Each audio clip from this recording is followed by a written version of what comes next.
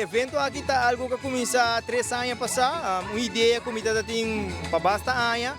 Então, nós compartilhamos aqui com diferentes partners que nós temos e tudo é uma boa ideia para nós começar com ele. Pois, nós começamos 3 anos passar e já nós estamos com 3 edições e nós contamos com um sold out de 300 qual que o participante seguro vai desfrutar de ruta, ideia de Páscoa, ambiente de Páscoa, música de Páscoa. Para mim, há de um ticket de ruta, nós estamos saindo aqui mesmo na Linha Park.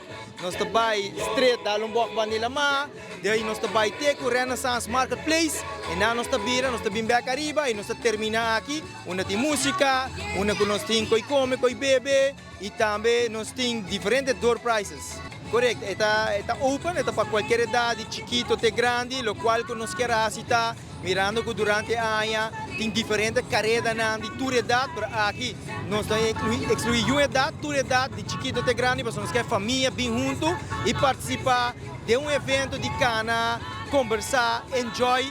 Também, para mim, por visa, nós também temos um grupo que também toca durante o grupito que está ali para bom. Pois, a segundo, nós também conta com o ambiente de temporada de fim de ano.